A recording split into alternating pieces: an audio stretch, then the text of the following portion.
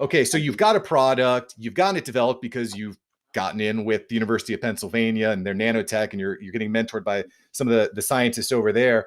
Now you decide you're going to get on Shark Tank. You've reached out, you've gotten in touch with Mark Cuban, he's gotten in touch with Shark Tank. I'm just curious, give me a little bit of behind the scenes. What's it like going through the process of getting on Shark Tank and pitching on TV? It's hard. It's not easy. I originally reached out to Mark, and I mentioned in a follow-up email in one of his responses that I was interested in going on the show because it was a lifelong dream of mine growing up.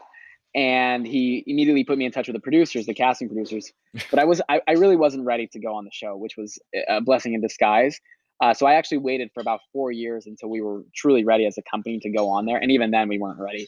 Um, you're never really ready. You're never ready, right? No.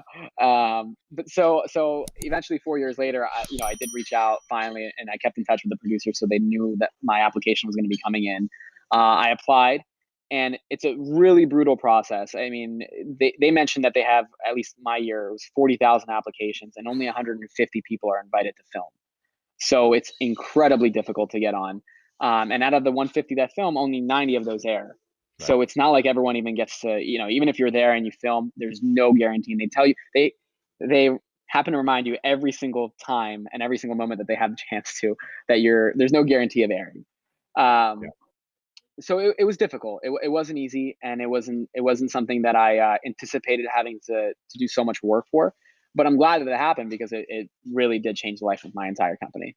Yeah, absolutely. So I want to kind of zone in and hone in a little bit more on that thought here, David. And of course, listen, if you want to know more about David's company and his product, you definitely want to go to DetraPel.com. Links below. You definitely want to watch what David's doing on LinkedIn as well, because just a great place to connect with experts like David. So I want to lean in a little bit more to your experience on Shark Tank. You've managed to get in there because you just kept mentoring and connecting the dots all the way to the top here. Yep. What was it? What was a key moment when you're pitching? Because I'll be honest, I feel like someone who's not experienced in the whole venture capital and fundraising, you're sitting in front of five of the best TV cameras, lights, you're sweating and all that. What was a key moment where you felt that the deal maybe could have gotten away from you, but you were able to pull it and keep the clout yourself? How were you able to pull it off? Yeah, there were two main moments that I recall. One moment was actually pre-airing or pre-filming. You have to do a dry run in front of all the producers the first or second day that you get there. And there are 150 producers, which Whoa. I had no idea that's how many people are working on the show in the background, in the behind the scenes. And so I did this pitch, and at that point, this is my sophomore year in college. Um, at this point, I've won, multiple pitch competitions for real money.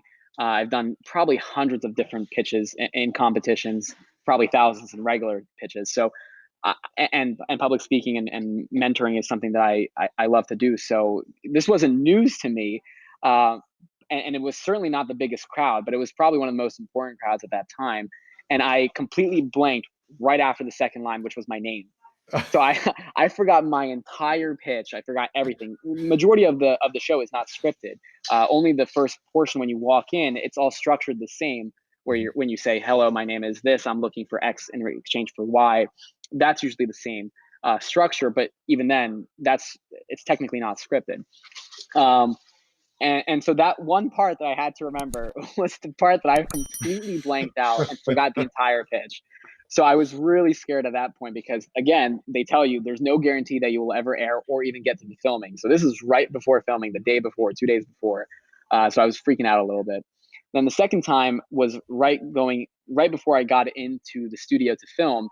They actually bring you in to double check to make sure your booth looks nice and how you want it to.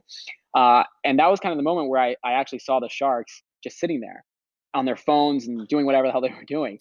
And that to me was super surreal because I was like, these are celebrities in my mind. These are, TV personalities, some of the greatest investors, like you said, that people are aware of. And I'm over here freaking out. These people are just on their email casually. So I just did a couple jumping jacks and just walked in right after that. And that seemed to work. I just put a smile on and I was able to knock the entire pitch out, didn't have a single stumble. It was probably one of the better pitches I've ever done. And during the pitch, there was a point in time where I got asked about IP.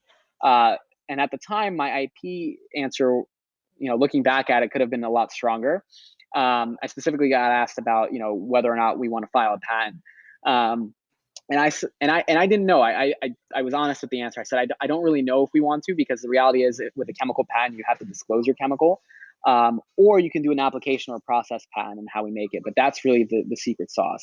Hmm. And so at the time, I didn't have great legal counsel for IP that I had previously reached out to. So I didn't actually have a solid answer. And so at that point, I thought I might have lost the deal, but I didn't. And I think I was able to reel it in because I explained that the situation is a lot deeper than the surface level of, oh, you should file for a patent. Ultimately, we did file for a patent, and we have multiple now. But ironically, at the time, I was pretty gung-ho that I was not going to be filing for a patent. Little did I know that there are very specific ways to be conspicuous in your filing. Mm. I mean, I think at the end of the day, you were really smart and you were really clear on all your other answers. You knew your numbers, which is probably the most important thing.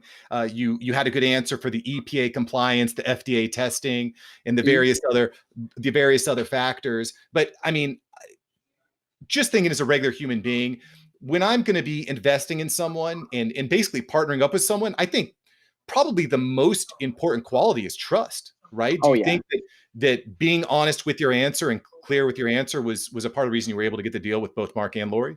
Yeah, I think it was definitely a big factor of being able to win their trust and show that I was trustworthy. I also think that there's a big misunderstanding about being empathetic and being able to show that. And I think that the kind of the pinnacle of the top entrepreneurs, that when you think of the greatest entrepreneurs in the world, the one thing that they all can connect, you can connect the dots on, is that they all, when they needed to be, some of them are ruthless, but when they needed to be, they all knew how to show significant empathy.